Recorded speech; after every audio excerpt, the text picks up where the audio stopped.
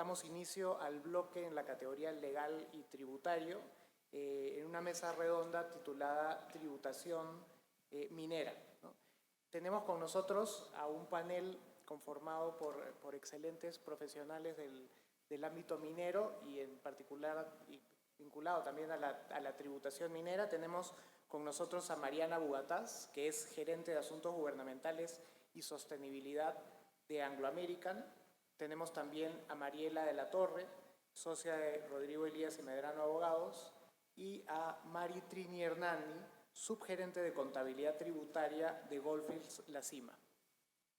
En esta oportunidad hemos organizado una conversación en la idea de conversar sobre dar una visión general de cómo está la tributación en nuestro país, ¿no? Siempre se ha discutido si es realmente competitiva o no, o si en realidad la problemática tiene más que ver con las reglas de juego y con cómo la SUNAT, ¿no?, nuestra entidad de fiscalización tributaria, u otras entidades vinculadas están aplicando la normativa tributaria de una forma que podría, por un lado, incentivar la realización de actividades mineras o la ejecución de proyectos mineros, o por otro lado, eventualmente afectarlos. Entonces, la idea es empezar con Mariela, que nos va a dar rápidamente una visión general.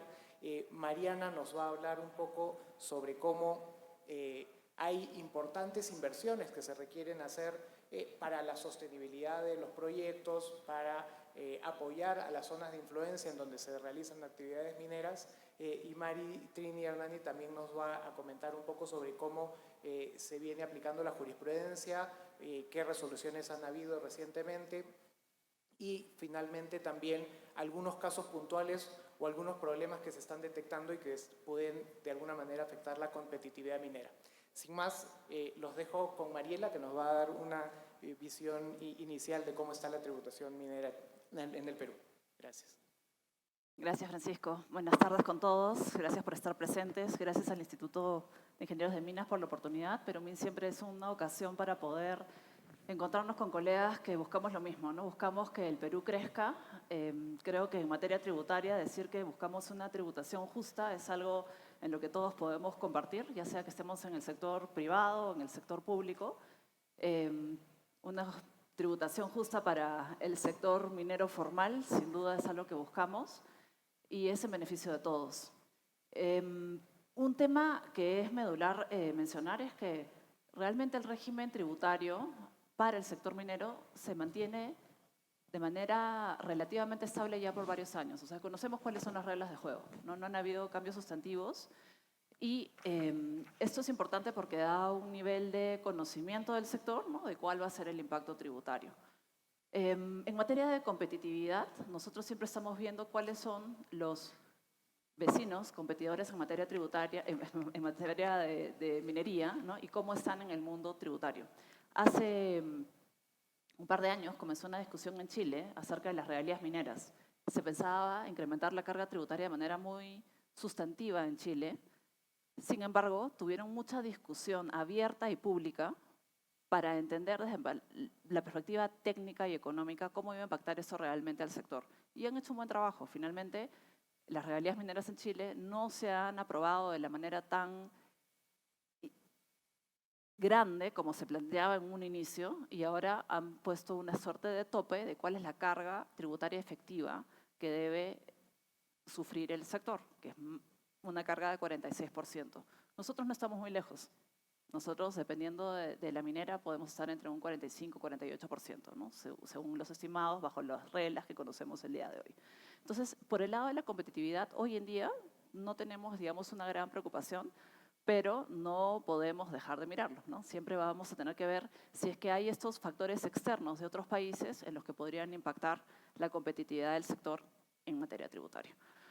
Ahora, habiendo dicho esto, hay otra parte de esa competitividad que debemos de cuidar mucho, y es cómo se lee la tributación minera al interno, cómo lo ven las autoridades, cómo lo ve la administración tributaria, particularmente cuando fiscaliza el sector, y si es que la SUNAT tiene efectivamente un conocimiento de la realidad de la operación minera.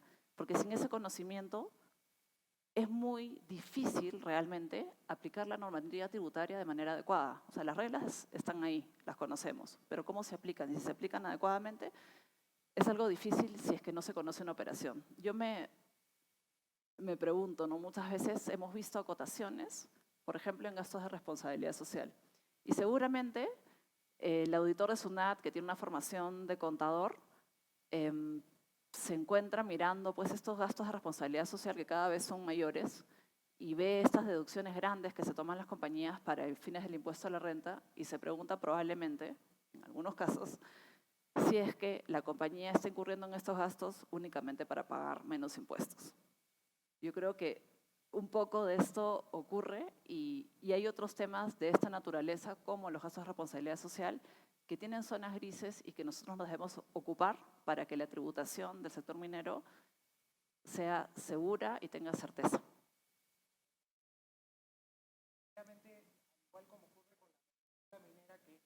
Una normativa muy buena.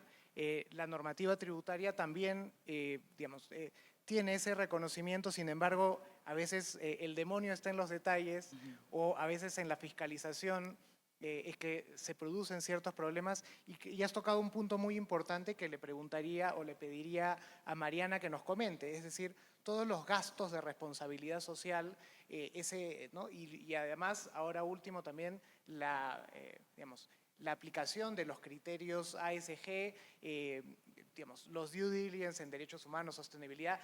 ¿Cómo hacer para evitar además o qué problemática puede presentarse para poder acreditarlos como un gasto que pueda ser deducible o reconocido por las autoridades tributarias? A ver si nos puedes comentar algo al respecto. Sí, la verdad que hace buen tiempo ya las empresas se dieron cuenta que tienen clarísimo que no basta con solamente cumplir la norma y pagar sus impuestos. Definitivamente depende no solo del Estado, sino de las empresas, ir un poco más allá. Y este ir más allá va atado con la responsabilidad social, con la sostenibilidad, con el propósito que muchas de las empresas mineras tienen hoy, en donde están yendo más allá de los límites de sus operaciones y ver qué pueden llevar a las zonas en donde están operando. Muchas veces cuando las empresas llegan al lugar y empiezan a construir sus instalaciones, la población que está alrededor, que probablemente no tiene servicios básicos, ni energía, ni conectividad, ve que de pronto esta empresa que está al lado cuenta en meses con todo lo que ellos no han tenido durante años. Entonces, definitivamente ese es un punto de partida en donde las empresas empiezan a ver qué más pueden hacer. Pero esto también va de la mano para asegurar la continuidad de la operación y que no haya un impacto en la producción. Pero, ¿qué puede hacer que haya un impacto en nuestra operación? Es que haya un conflicto, por ejemplo. Y estos conflictos surgen justamente por lo que les acabo de comentar anteriormente. Entonces, si va a afectar la producción, también es un tema que tenemos en cuenta, pero definitivamente el propósito de las empresas y esta responsabilidad social hace que tomen cartas en el asunto. Realmente las empresas hacemos muchas cosas y pensamos fuera de la caja para encontrar soluciones a brechas que existen en las regiones en donde operamos. Y les voy a dar algunos ejemplos de las cosas que se hacen. Por ejemplo, pagamos impuestos, pero las autoridades muchas veces no tienen toda la capacidad para poder saber qué hacer con la cantidad de dinero que están recibiendo. Entonces, podemos capacitar a funcionarios públicos a través de universidades reconocidas y en el interín dar un servicio de asistencia técnica a los municipios para que aquellos expedientes que ya tenían elaborados y están entrampados en alguna parte de la burocracia puedan ser levantadas estas observaciones y finalmente este proyecto de inversión pueda ver la luz. O también contratar ingenieros locales que cumplan con todos los requisitos para que hagan buenos expedientes que luego no sean observados. También llevamos conectividad a las zonas alejadas donde hoy día ni siquiera tienen señal de celular, plantas de tratamiento de aguas solares y una serie de inversiones que para nosotros son realmente una inversión, porque en la medida que nosotros prosperamos y vamos creciendo y nuestra operación va produciendo, en esa misma medida buscamos que las comunidades sientan ese beneficio. Pero lamentablemente muchas veces las comunidades, a pesar de que hay mucha plata en su región o en su localidad, no sienten ese beneficio. Y es por eso la importancia de ser parte de la solución, no solos definitivamente, para cubrir las necesidades que tienen estas personas, pero también cerrar las brechas que tenemos, ¿no? Entonces, aquí llegamos a un punto en donde preguntamos qué pasa con todos estos esfuerzos e iniciativas, y lo que están buscando es mejorar la vida de las personas finalmente, dar más bienestar a la población, pero ¿qué tratamiento da la autoridad luego a estas inversiones, ¿no? Y lo dejo ahí para darle pase. Gracias, gracias. Sí, le damos pase a Mari, que nos va a comentar cómo es que las autoridades de fiscalización o el Poder Judicial incluso está interpretando estos conceptos. Ok. Bueno, en el caso de los gastos de responsabilidad social, en el caso de la minería, primero tenemos que entender el factor base, ¿no? Estos se encuentran directamente vinculados a factores ambientales, sociales y de gobernanza.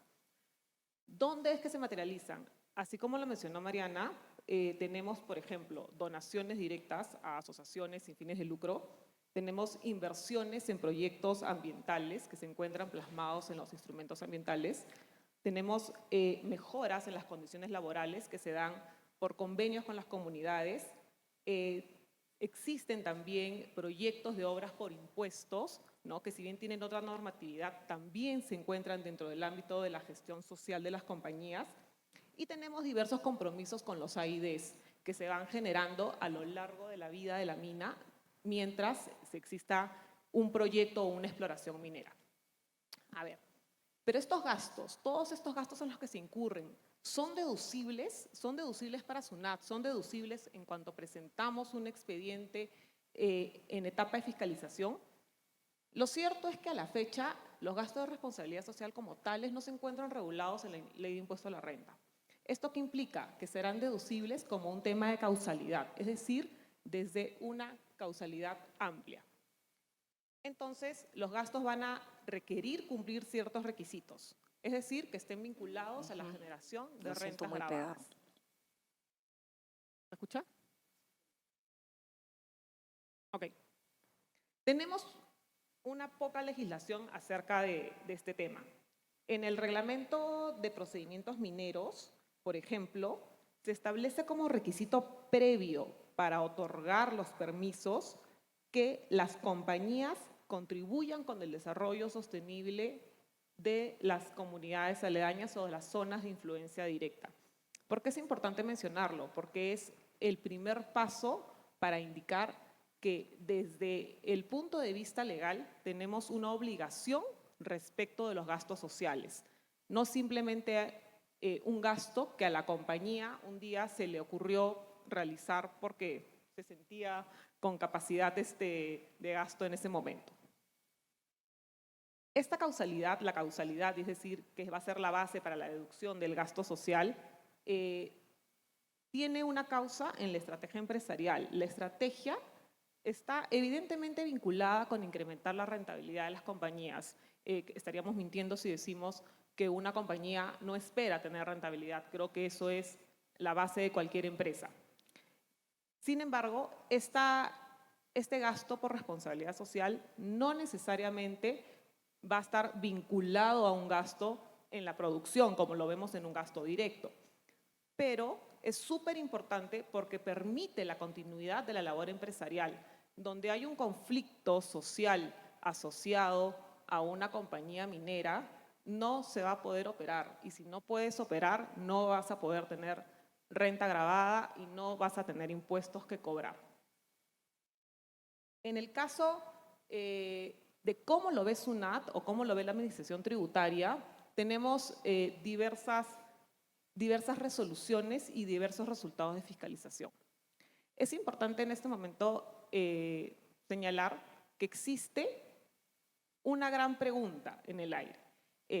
¿El gasto es deducible o se trata de una liberalidad? Que es la palabra que usa la administración para indicarnos que cuando el gasto no es deducible. La liberalidad está definida como tal en una resolución del Tribunal Fiscal en la que señala, y me permitirán leerlo porque es bien interesante lo que dice, que es el sentido de desprendimiento, generosidad o virtud moral consistente en distribuir generosamente bienes sin esperar recompensa a cambio. ¿No? Eso es una liberalidad. No espero absolutamente nada a cambio. ¿Qué dice además el Tribunal Fiscal acerca de los gastos de responsabilidad social? Se ha señalado, en varias oportunidades, que los gastos son necesarios para evitar conflictos sociales que directamente puedan afectar el normal funcionamiento de un yacimiento. En ese caso, no correspondería hablar de una liberalidad, sino un gasto que está vinculado a la generación de renta gravada. Y también señala en otra resolución del año 2005 que es razonable esperar que las empresas que se dedican a actividades mineras realicen programas y tener implantados en ellos la responsabilidad social y la protección del medio ambiente de las comunidades vecinas.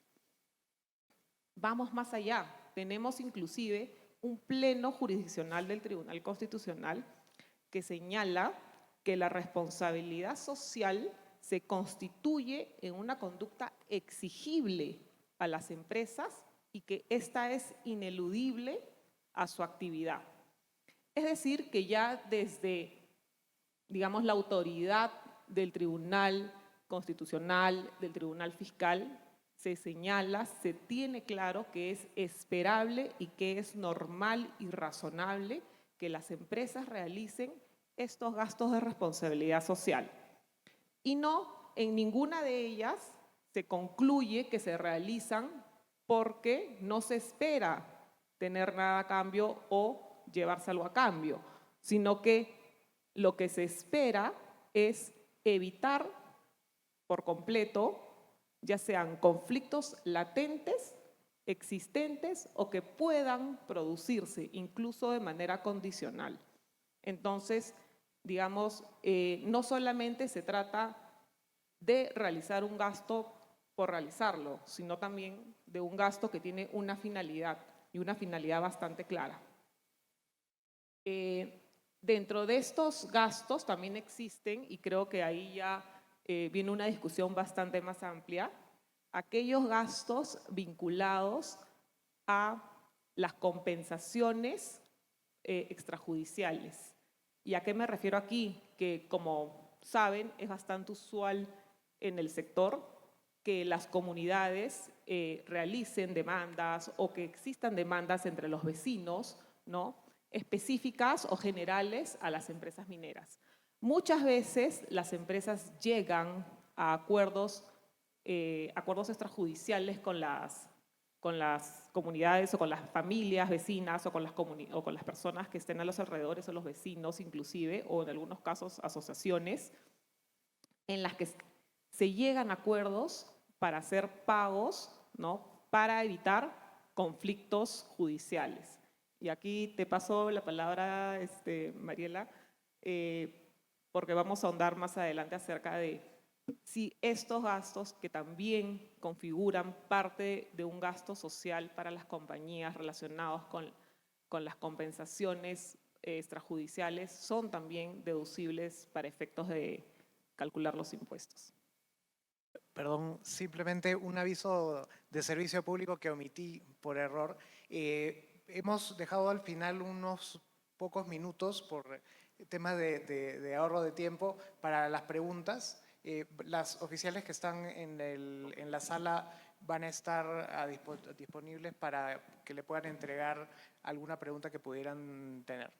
Gracias. Perdón, ahora sí le cedo la palabra a Mariela, que nos va a comentar, entre otros temas y algunos que están surgiendo últimamente que están generando problemas a las empresas en relación con su tributación. Adelante. Gracias, Francisco. Sí, creo que continuando un poco lo que ya se ha comentado, es medular que entendamos el negocio minero para poder aplicar adecuadamente la normativa tributaria. Como vemos, para fines del impuesto a la renta, también para los impuestos mineros de IEM y las regalías mineras, tenemos que ver mucho cuál es la naturaleza de los gastos que se están incurriendo y definir si efectivamente están vinculados a una necesidad del negocio, ¿no? Y eso es lo que acabamos de ver en los gastos de responsabilidad social. No son una liberalidad, son un gasto propio del negocio. Creo que en casi 25 años que vengo viendo tributación minera, lo que ocurre es que cada cierto número de años, SUNAT entra a revisar algún aspecto del sector minero, de la operación minera que no conocía, y surgen interpretaciones generalmente descontextualizadas, o sea, sin entender la realidad de una operación minera. Probablemente, seguramente, desde un auditor que nunca ha tenido la oportunidad, ¿no?, de ir a un campamento, de conocer una operación y de las necesidades, que son muy distintas pues, a las que normalmente tenemos una exposición. Y eso está pasando nuevamente, ¿no? Cada cierto tiempo, como les digo, sale un nuevo cuestionamiento de SUNAT asociado a una necesidad propia del sector. En el tema de los gastos de responsabilidad social ya vemos que vamos avanzando y seguramente hay que proyectar un poco a futuro para ver que la administración tributaria se siga adaptando a los cambios que las compañías se tienen que someter en el tiempo y las exigencias cada vez mayores en materias de responsabilidad social. Y de otro lado, el pedido es también nuevamente con SUNAT que traten de incorporar, digamos, a su conocimiento las necesidades propias de las operaciones. Entonces, para comentarles un poco de las últimas observaciones de SUNAT, les quería traer unos nuevos casos que estamos viendo, ¿no?, que ya se están presentando en más de una compañía, en la que la administración tributaria comienza a cuestionar un tipo de gastos muy puntual. Y es un tipo de gastos que todos los que están en empresas mineras saben que es un gasto necesario, propio de las operaciones, que es el mantenimiento y las reparaciones de los equipos. Algo tan elemental como lo que estoy mencionando en este momento, el mantenimiento y reparaciones de los equipos.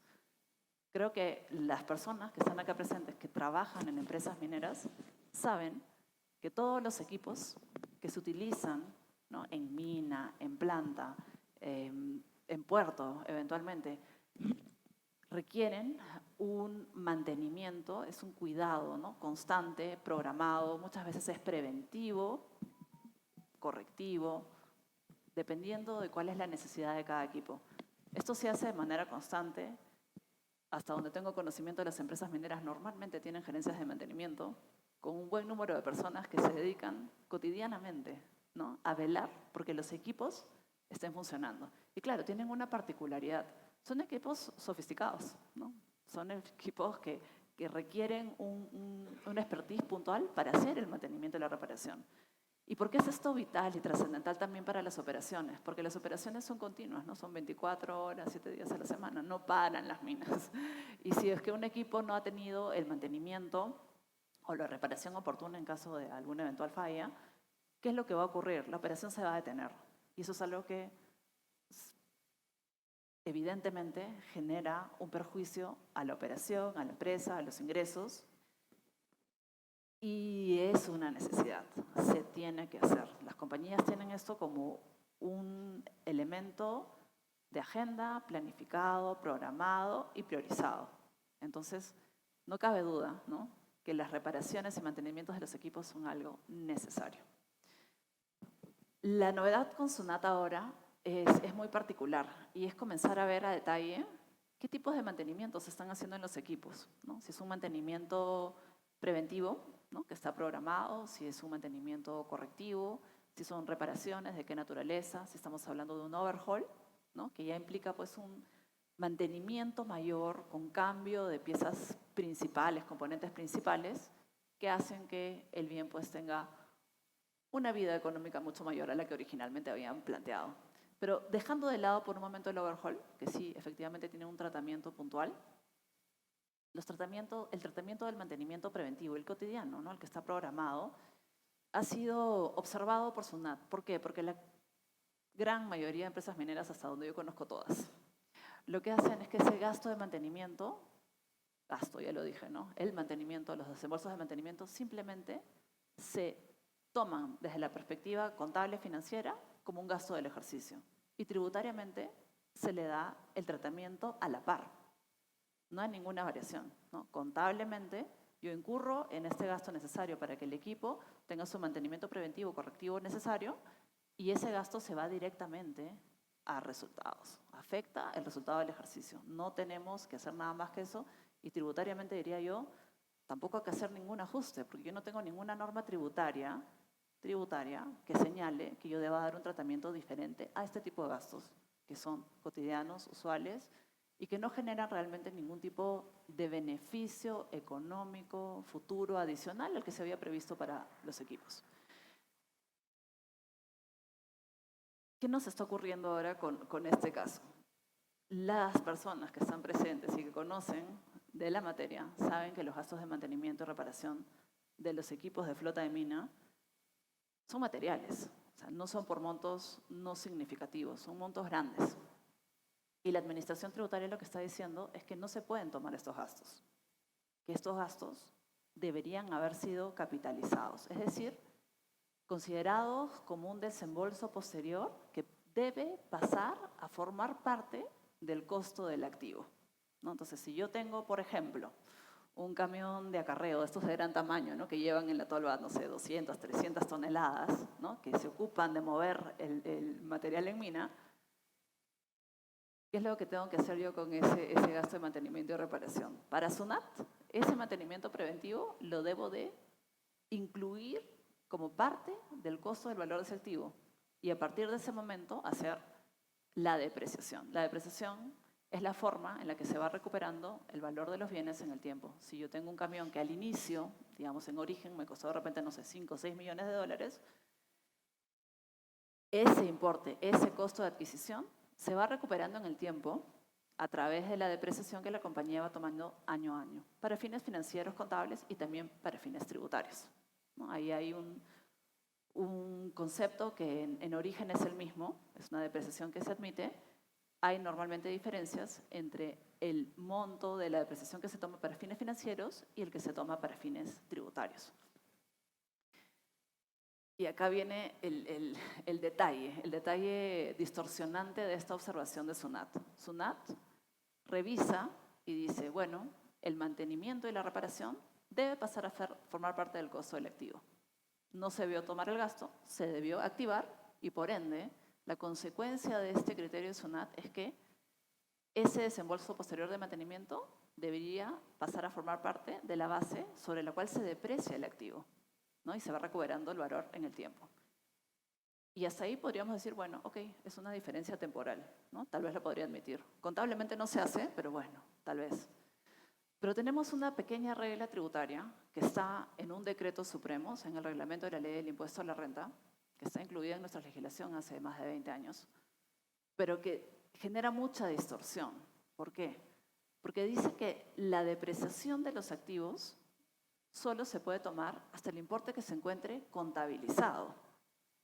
Y este es un requisito que está ahí y que todos hemos aprendido a vivir con él. Un requisito que se incluyó en una época en que las compañías llevaban todavía su contabilidad con sistemas manuales, computarizados muy rudimentarios. No existían los libros electrónicos, no existían las declaraciones de SUNAT de manera electrónica tampoco. O sea, era un mundo diferente en el cual la Administración Tributaria y el MEF buscaron tener alguna fórmula de control de cuánto era el monto de las depreciaciones que se llevaban de un año al otro y que evidentemente no se tomará depreciaciones mayores al costo del activo. Eso es una regla que se entiende y tiene una razonabilidad. El problema es que nos hemos quedado con esa regla que tiene más de 20 años de antigüedad, pero que nos pone un candado, una camisa de fuerza, sobre cuál es el importe de la depreciación que podemos tomar de los activos. Y como tenemos este requisito de contabilización, si SUNAT llega y nos hace una observación como las que les estoy comentando, en que el gasto de mantenimiento y reparación, comillas, debía activarse y tomarse la depreciación, pues no voy a poder tomar ni un solo dólar de depreciación, porque ni un solo dólar está formalmente contabilizado en los libros, porque desde la perspectiva financiera y contable no corresponde hacer una activación de este mantenimiento y reparación, como les digo, el mantenimiento preventivo, el correctivo, no el overhauling, que sí tiene una calidad para ser capitalizado. Entonces nos encontramos en una situación de distorsión fuerte y grave que está originada a través de una mala lectura, ¿no? Una mala y un poco conocimiento, ¿no? De cuál es la realidad de la operación minera, ¿no? Si estuviésemos probablemente frente a otro tipo de equipos más cotidianos y más cercanos, no tendríamos este tipo de reparos. Yo estoy segura que si compramos un carro, por ejemplo, todos sabemos que tenemos que llevarlo a mantenimiento cada número determinado de kilometrajes y nadie va a pensar que ese mantenimiento que hacemos cada número de kilómetros que ha recorrido el carro debería pues, pasar a formar parte del valor del activo. Eso es impensable, ¿no? Sabemos que es simplemente algo que se realiza con el único propósito de que ese equipo siga manteniendo su misma operatividad, su misma funcionalidad. No tenemos ninguna diferencia, no tenemos una ventaja. No es que yo le compré un nuevo motor al carro y con eso, bueno, tengo, no sé, 10, 15 años más de vida. No ese es el supuesto, es el supuesto en el cual estamos haciendo ese mantenimiento necesario, elemental, básico, preventivo o correctivo, si es que se detecta alguna falla o un funcionamiento que no está en el estándar esperado y que realmente no varía en nada a la estimación inicial que hizo la compañía del uso que iba a tener ese bien y del tiempo que lo iba a poder aprovechar. Entonces, por una mala lectura, ¿no? Y entendimiento de lo que los gastos de reparación y mantenimiento implican para una empresa minera, para una flota de minas, para las operaciones del día a día, terminamos con una acotación que es, o con un reparo, mejor dicho, una observación que distorsiona la realidad de la operación minera y que termina siendo muy gravoso, ¿no? Porque que le digamos a una compañía todos tus gastos de reparación y mantenimiento, al final del día no los vas a poder tomar porque, como les decía, por la otra ruta de la depreciación no lo podemos admitir tampoco. Es muy perjudicial y es algo en lo que nosotros podemos activamente, digamos, tratar de realizar acciones para que la administración tributaria conozca más de la realidad del negocio, ¿no? Y con ello revertir este tipo de observaciones que no hacen más que generar una distorsión muy grave y que tienen una materialidad importante, porque sí se gasta mucho en mantenimiento y reparación, sí es un tema prioritario en las empresas mineras particularmente, estoy segura que otros sectores también podrían tener situaciones similares, pero en el caso del sector minero esto es algo importante y es algo que debemos pronto actuar para que la administración tributaria no continúe con este tipo de acotaciones o observaciones que generan un impacto severo y que estoy segura que cuando sean vistas más adelante por el Tribunal Fiscal o Poder Judicial van a ser levantadas, como ha ocurrido en muchos otros casos, en que por falta de conocimiento o entendimiento de la realidad del sector, al final se levantan y se ganan los casos. Gracias, Francisco. Gracias, Mariela. Y complementando un poco lo dicho por Mariela y como anécdota incluso, ayer Mariela se tomaba una foto frente a una pala mecánica simplemente para demostrarle a las autoridades de fiscalización tributaria qué es una pala y que no es lo que ellos podrían haber estado imaginando, ¿no? Entonces, a ese nivel tenemos que llegar muchas veces para poder sustentar la posición y sustentar gastos perfectamente válidos, ¿no? Que tienen que ver claramente con el negocio.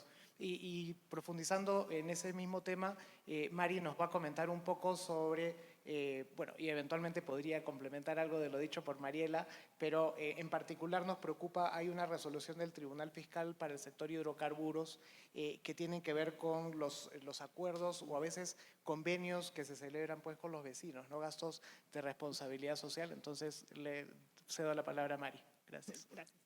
Sí, como hemos conversado ampliamente sobre ese tipo de casos, tenemos posiciones bastante sui generis, por decirlo de alguna manera. Tenemos resoluciones en las que, por ejemplo, tanto la Administración Tributaria como el Tribunal Fiscal acepta claramente que existe un gasto deducible, ¿no? Un gasto deducible por transacción extrajudicial. No obstante, en casos similares, señala que el gasto es no deducible, sino que se trata de una liberalidad. Entonces, para el día a día, para la práctica, es muy difícil, sin una normativa clara, saber a qué enfrentarnos, porque básicamente tenemos que ir año a año, caso por caso, sin saber y sin tener la certeza de si el gasto va a ser deducible o no, tratándose de casos muy parecidos. Por ejemplo, tenemos una resolución del Tribunal Fiscal del año 2021 en que señala, por ejemplo, que un pago de una transacción extrajudicial hecho inclusive a una compañía del extranjero, en el que señala que es deducible porque este pago evitó un litigio. No obstante, tenemos esta RTF del año 2023, ¿no?, de este mismo año, en el que señala que se trata de una liberalidad. ¿Por qué? Simplemente, y esta es una parte, o sea, evidentemente tiene varias consideraciones, pero una de ellas llamó mi atención. La que me llamó la atención fue la vinculada al estudio del impacto ambiental, porque la compañía señalaba que el pago estaba hecho en base a sus compromisos suscritos en el estudio de impacto ambiental, donde señalaba que debía compensar los posibles daños directos o indirectos que pudiese causar a la comunidad. Entonces, pero también en el mismo EIA señala que, de acuerdo con los estudios que se han realizado al momento de ejecutar o de efectuar el estudio de impacto ambiental, no se esperaba tener mayores impactos o hacer daño al medio ambiente, porque evidentemente, como todos sabemos, cuando se hace un estudio de impacto ambiental y se hacen los estudios que duran muchísimos años para llegar al instrumento ambiental, no se espera causar daño ambiental. Se realizan absolutamente todas las labores involucradas para no tener impactos dañinos en las comunidades. No obstante, como nadie sabe cuál es el futuro, podrían ocurrir casos en los que puede haber algún tipo de daño. Entonces, aquí el tribunal concluye que, dado que tu mismo instrumento ambiental señalaba que tú no preveías daños, entonces, ¿por qué ahora firmas una transacción extrajudicial por daños ambientales? No tiene sentido para la autoridad y señala esto es una liberalidad. Para nosotros, como les comentaba, es bastante sui generis porque son casos muy similares de transacciones extrajudiciales donde hay procesos judiciales, si bien es cierto, no iniciados, pero sí con documentos, cartas notariales en los que se va a iniciar procesos judiciales, con lo cual estas transacciones son necesarias para cerrar el conflicto, ¿no?, y poder seguir operando. Ahora, ¿eso a qué nos lleva? Nos lleva a darnos cuenta que tanto la administración tributaria como el Tribunal Fiscal y el Poder Judicial, en alguna medida, tienen distintos tipos de ópticas y distintos tipos de conclusiones respecto a estos tipos de gastos. Tenemos las sentencias en las que se señala que los gastos de responsabilidad social tienen un claro objetivo de evitar el conflicto social, por tanto, es parte de la actividad y la generación de rentas gravadas de las compañías, en cuyo caso resulta siendo un gasto deducible. Tenemos casos en los que señalan que los pagos efectuados podrían ser, los extrajudiciales que acabamos de mencionar, por ejemplo, podrían ser deducibles en un caso sí y en otros no.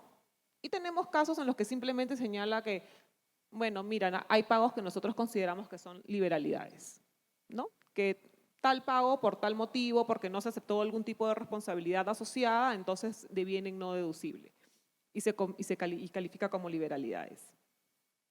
A pesar de que la tendencia durante los últimos 10 años ha sido que la administración tributaria acepte los gastos de responsabilidad social, porque eso es algo que sí ha estado ocurriendo, se han estado aceptando los gastos de manera más amplia cada vez, aún creemos que no es suficiente. Existen muchos casos en los que, si bien la autoridad indica que se trata de un gasto que califica como responsabilidad social, solicita documentos adicionales a través de interpretaciones de normas sectoriales. Es decir, hiciste una obra de saneamiento, no solamente basta tener un estudio de impacto ambiental, tener un instrumento ambiental que te obliga a hacer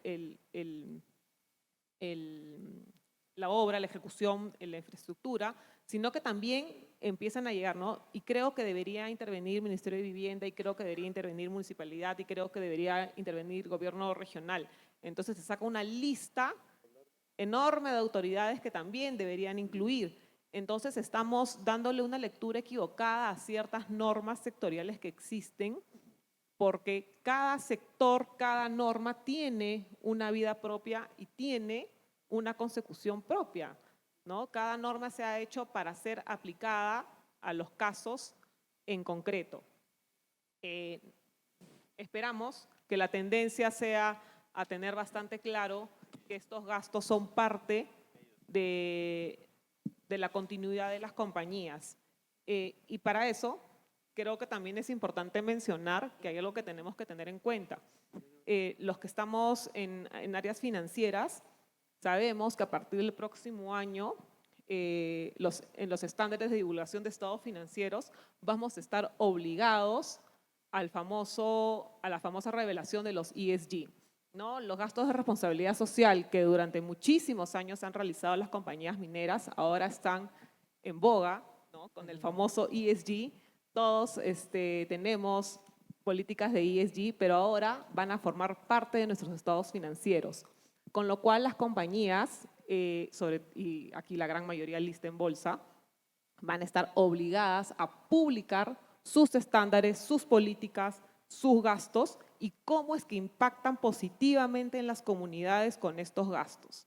Entonces, díganme ustedes, ¿cómo señalar que esos gastos son no deducibles cuando tengo una obligación que va más allá de la obligación moral? También tengo una obligación hacia todos mis stakeholders y todos aquellos que leen mis estados financieros, ¿no?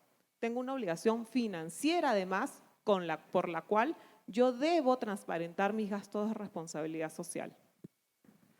Gracias, Mari. Yo me ponía a pensar en esto que comenta Mari sobre qué decía el estudio de impacto ambiental en su momento y claro, reflexionaba acerca de que los estudios de impacto ambiental se preparan y se presentan y se aprueban en base a ingeniería de factibilidad, ¿no? Antes de iniciar la construcción del proyecto, y la relación con las comunidades y con los vecinos y con los stakeholders es absolutamente dinámica, ¿no? Entonces quizá Mariana nos puede comentar un poco cómo es que lo que yo pude haber previsto originalmente en el proyecto varía drásticamente con los años de operación, cómo las necesidades cambian, cómo se descubren nuevas y mejores ideas de cómo hacer sostenible el proyecto. Mariana, Sí. si nos puedes comentar. Independientemente del estudio de impacto ambiental, que definitivamente en temas de comunidades cambia muchísimo, porque podemos haber tenido determinada población alrededor, pero de pronto en la vía empieza a aparecer más gente, que además tiene necesidades, hay muchas invasiones también, y luego esto que crece desordenado igual requiere que se les dé los servicios básicos. Entonces, la empresa, además del estudio de impacto ambiental, tiene un plan de minería sostenible y en ese plan dividimos el enfoque en 3 pilares.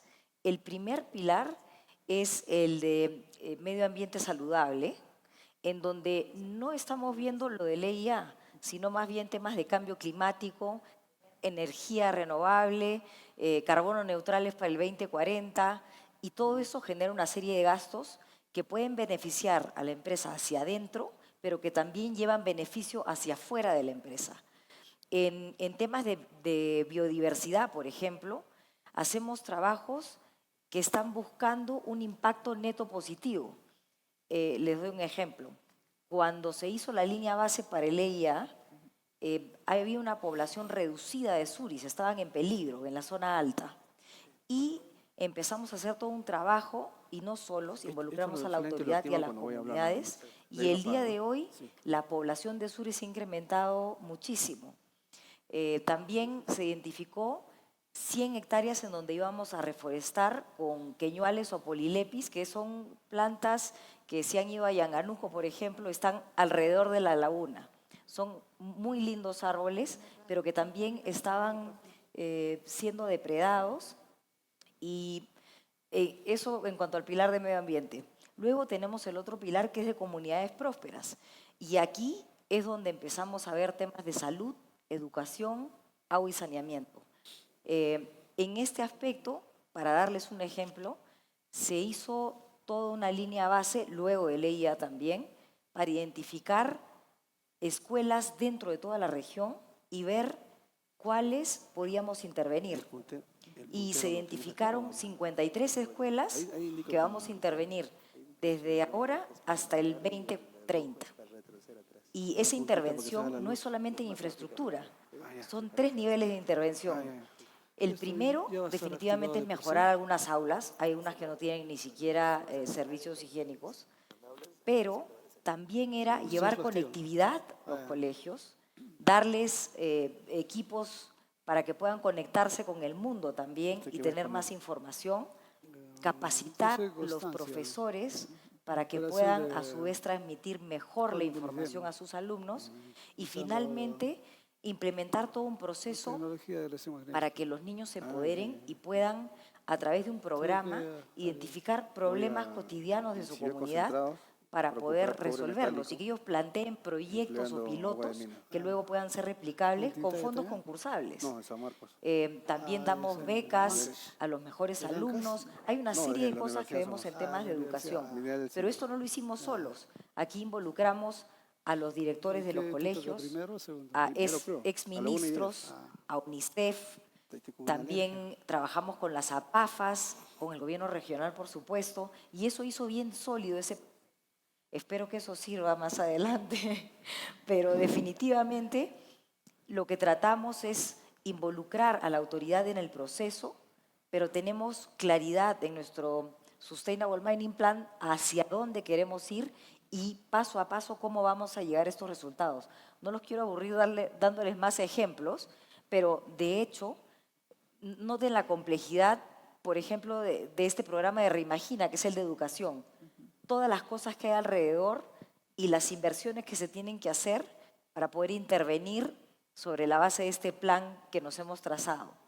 Entonces, definitivamente es muy cambiante, y tener este tipo de documentos como reportes de sostenibilidad y estos planes claros con hitos pueden ayudar en algo. Gracias. Sí, efectivamente, ¿no? O sea, creo que, y siempre cuando converso con los tributaristas me dicen, o sea, lo importante es tener documentos, políticas, ¿no? Instrumentos que permitan acreditar el gasto. Y bueno, ya estamos terminando el tiempo, pero quizá en un minuto voy a hacer una pequeña ronda a ver si hay alguna conclusión final o algún comentario, y empezamos con Mariela. Sí, gracias, Francisco.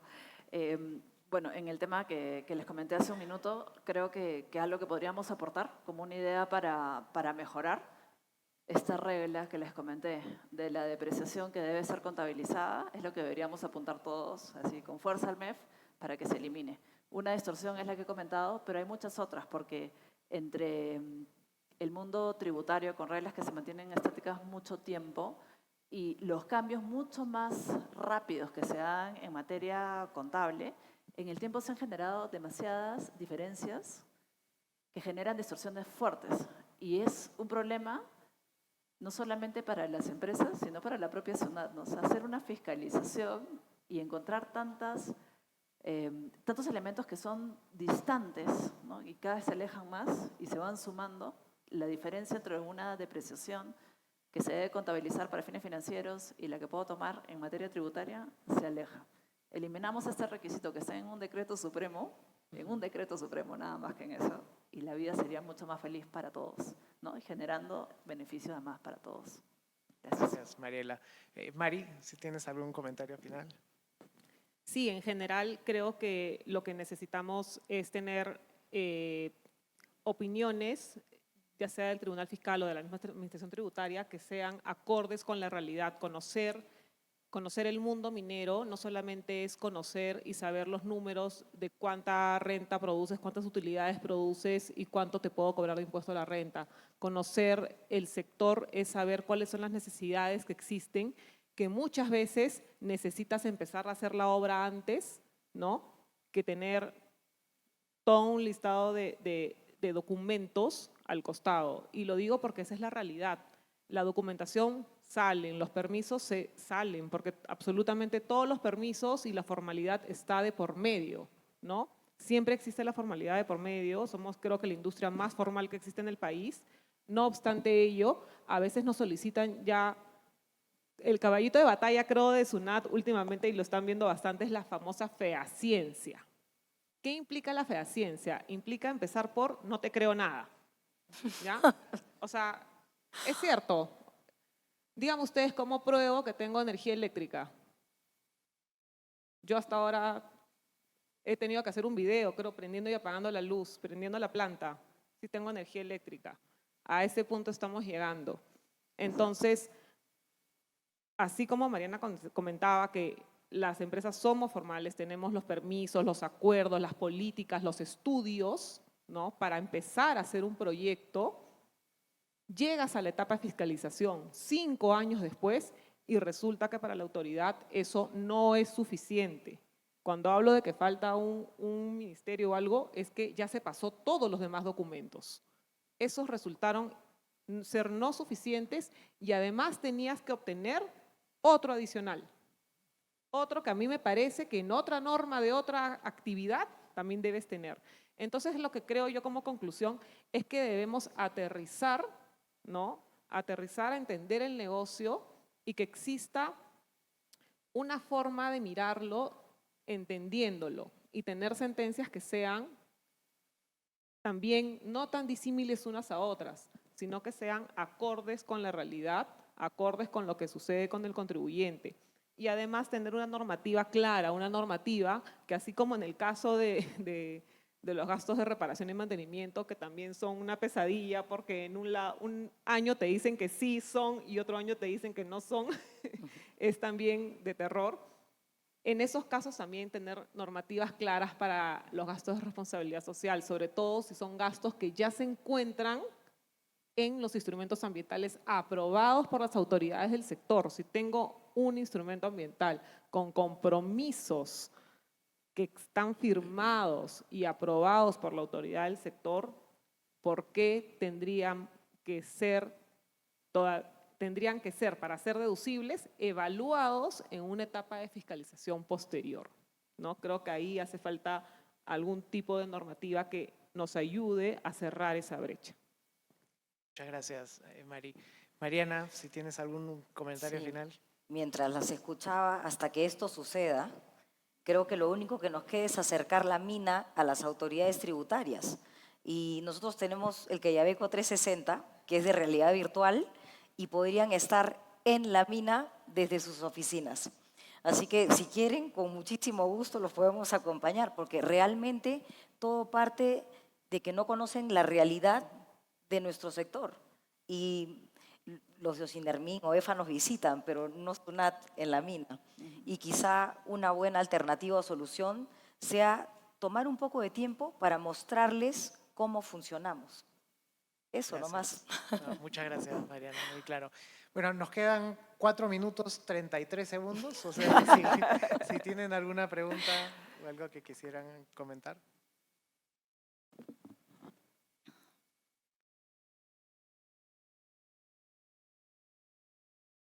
A ver, ahí hay una pregunta.